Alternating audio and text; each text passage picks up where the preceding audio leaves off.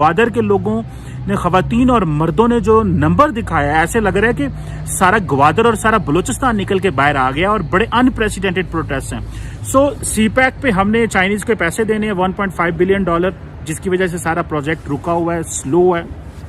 दूसरा जो अवाम है बलूचिस्तान की और ग्वादर की, वो थोड़े गुस्से में और वो कह रहे हैं कि भाई आपने हमसे वादे किए हुए थे, वो वादे किधर हैं, वो आपसे वादे। में पाकिस्तान मीडिया में बात हो रही है सीपेक के बारे में। सीपेक यानी कि चीन पाकिस्तान इकोनॉमिक कॉरिडोर, जिसको लेकर पाकिस्तान और चीन ने बहुत ही ज्यादा शोर मचाया था, वो आज पूरी तरह से बंद पड़ा हुआ है। दोस्तों आपको बता दें कि चीन ने सीपेक में कई सारे बिलियंस ऑफ डॉलर्स डाल रखे हैं, पर फिर भी चीन को ये सीपेक बंद करना ही पड़ा। और उसकी सबसे बड़ी वजह यह है कि चीन ने पाकिस्तान पर भरोसा करने की भूल की थी। दोस्तों सीपेक अगर कामयाब हो जाता तो पाकिस्तान की इकोनॉमी को थोड़ा बहुत सपोर्ट मिल जाता, पर पाकिस्तानी अपनी औकात से बाज नहीं आए। पाकिस्तानियों ने इसमें इतना सारा करप्शन किया कि चीन को ये सारी चीजें रोकनी ही पड़ी। खुद पाकिस्तानी सरकार ने भी माना है कि पाकिस्तान को चीन की कंपनियों को $1.5 बिलियन चुकाने हैं। और पाकिस्तान की हालत तो हम सब जानते ही है कि सिर्फ $1 बिलियन के लिए पाकिस्तान ने अपना पूरा मुल्क IMF के वहां पर गिरवी रख दिया है। वैसे वो $1.5 बिलियन चीन को कहां से देगा। इतना ही नहीं दोस्तों, जहाँ पर सीपेक बन रहा है वहां पर भी लोगों को पाकिस्तान की सरकार ने बहुत चूना लगाया है, जिसकी वजह से वहाँ के लोग अब सड़कों पर उतर चुके हैं। इसके अलावा चीनी नागरिकों पर आतंकी हमले भी हो चुके हैं, जिसमें कुछ चीनी नागरिक मारे भी गए हैं। अब ये सारी चीजों को अगर हम जोड़े तो ये कहना बिल्कुल भी गलत नहीं होगा कि अभी तो सीपेक बंद है और आने वाले समय में भी सीपेक शुरू होने की कोई भी उम्मीद नहीं है। इसी बात को लेकर पाकिस्तान मीडिया में और भी क्या चर्चा हो रही है, वो देखने के लिए शुरू करते हैं इस वीडियो का अगला भाग। ये पता चला है कि चीन पाकिस्तान से क्यों नाराज है, और उसकी नाराजगी की जो पहली वजह समझ आई है, जो पाकिस्तान के फाइनेंस मिनिस्टर ने आज हमें बताया है, वो ये है कि पाकिस्तान ने तकरीबन $1.5 बिलियन देने हैं उन चीनी कंपनियों को जिन कंपनियों ने हमारे साथ कारोबार किया है, बिजनेस किया है, यहाँ पे प्रोजेक्ट्स लगाए थे बिजली के हवाले से, इंफ्रास्ट्रक्चर, सड़कों के हवाले से।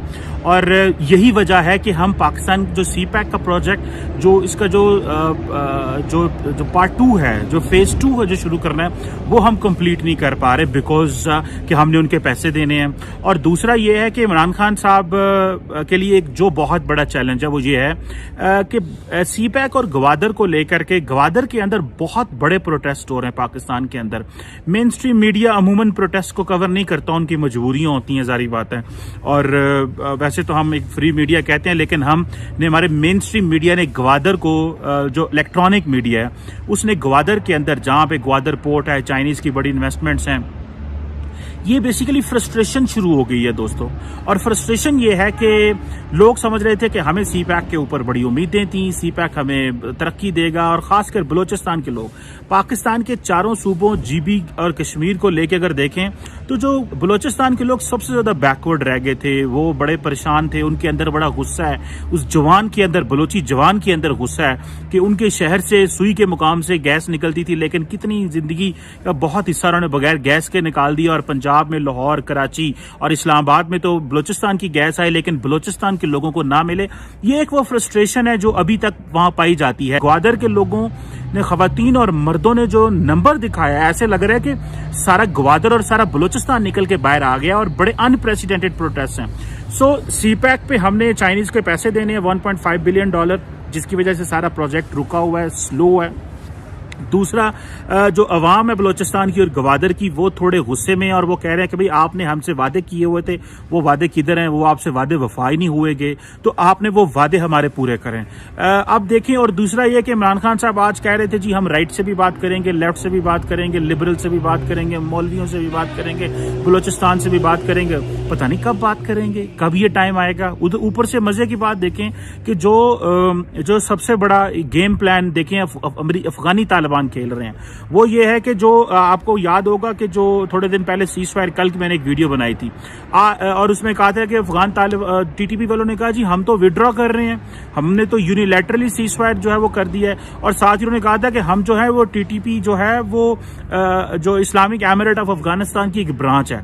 तो TTP ने कहा है जनाब के जो उसके जो हेड हैं वो उन्होंने कहा था ये, लेकिन अफगान तालिबान ने ये कहा है जनाब के नहीं, वो हमारी ब्रांच नहीं है। ये एक अच्छा तरीका है, ये हमारे साथ गुड कॉप बैड कैप खेलने लगे हैं। जो राइजिंग चैलेंजेस हैं, मुझे ऐसे लग रहा है कि फ्रस्ट्रेशन बढ़ रही है विद इन द कंट्री। जैसे मैंने पहले बताया कि चीनियों की फ्रस्ट्रेशन ये है कि हम वो चीजें पूरी नहीं कर पाए जो करनी थी। ऊपर से हमारे फाइनेंस एडवाइजर साहब कह रहे हैं जनाब के डॉलर को 166 पे होना चाहिए, लेकिन डॉलर तो 180 क्रॉस कर गया। और जो लोगों की प्रेडिक्शन थी शायद ये साल के आखिर में डॉलर जो है वो 200 तक पहुंच जाएगा, जो कि बहुत बड़ा धचका लगेगा पाकिस्तान को। अभी जो कि इंटरनेशनली जो हमारी एक्सचेंज रेट है वो खराब है। अब एक तरफ तो ये हकूक मांग रहे हैं कि हमें हकूक नहीं दे रहे हुकूमत पाकिस्तान, और दूसरी तरफ चाइनीज के जो प्रोजेक्ट्स हैं वो स्लो हो गए हैं।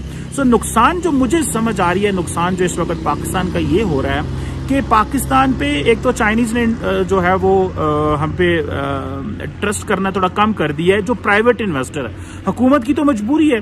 चाइनीज बड़े स्मार्ट थे, उन्होंने क्या किया कि उन्होंने सारे जो मंसूबे थे वो खुद नहीं लगाए, सरकार ने मंसूबे नहीं किए, उन्होंने प्राइवेट इन्वेस्टर को साथ लेके आए, क्योंकि उनको पता था कि कल को पाकिस्तान या दुनिया के जो भी ममालिक जहां पे हम जाते हैं तो हम कहेंगे जी ये तो प्राइवेट कंपनी, हम इनके बारे में कुछ नहीं कह सकते, ये प्रॉफिट पे काम करती हैं, हम इनको लेके तो आए आपके साथ। अब वो जो कंपनीज हैं हमने उनके पैसे देना है, जिस तरह हमारे फाइनेंस एडवाइजर साहब ने कहा है कि $1.5 हमने देना है उनका, और जिसकी वजह से क्योंकि वो पहला फेज खत्म नहीं हुआ, अभी पहला फेज खत्म नहीं हुआ, दूसरा फेज शुरू होना है, और सीपैक ऑलरेडी स्लो है। उधर से बलोचिस्तान के लोग, ग्वादर के लोग, जिनसे प्रॉमिस किया गया था कि वो जनाब हम उनको देंगे, डेवलपमेंट देंगे, हम उनको जॉब्स देंगे, हम उनको नौकरियां देंगे, वहां पे एक्सपोर्ट होगी, वो नाराज है कि भाई यहाँ पे तो चेक पोस्ट आ गई हैं सारी, यहाँ पे तो जो है वो सिक्योरिटी अपरेटस ज्यादा स्ट्रांग हो गया, बड़ा हो गया, अवाम जो है उनको उस तरह की एक्सेस नहीं दी जा रही जिस तरह की एक्सेस दी जानी चाहिए, या अवाम को वो हकूक नहीं मिल रहे जिस तरह के उनको हकूक मिलने चाहिए। सो ये जो एक परेशानी है बलोचिस्तान के अंदर थोड़ी बढ़ती जा रही है।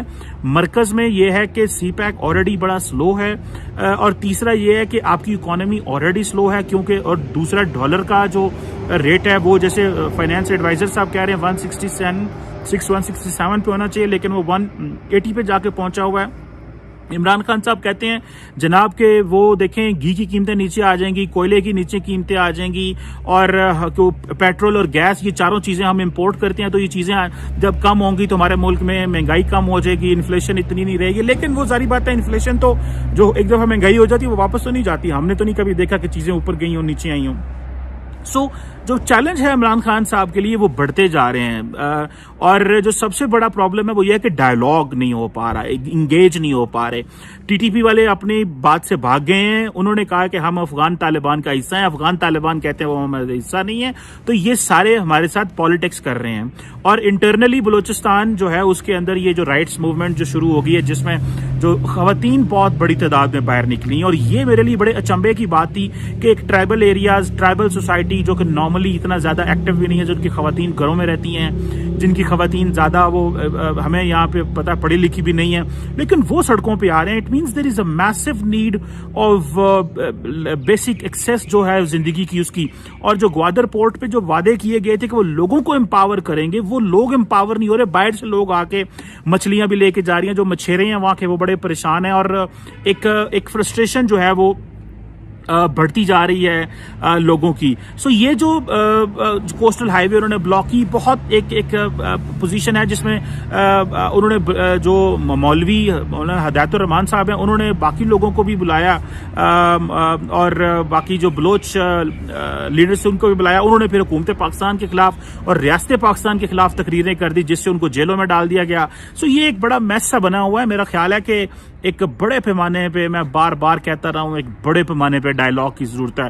Pakistan actually needs a wider social contract, एक वाइडर सोशल कॉन्ट्रैक्ट चाहिए। अगर वो सोशल कॉन्ट्रैक्ट ना हुआ, जिसमें जो मेजर डायलॉग होना है वो इकोनॉमी पे होना है, जो मेजर डिस्कशन होनी है वो बिजनेस पे होनी है, जो मेजर बात होनी है वो फाइनेंस पे होनी है और लोगों के हकूक पे होनी है, और ये हाइब्रिड रजीम पे होनी है।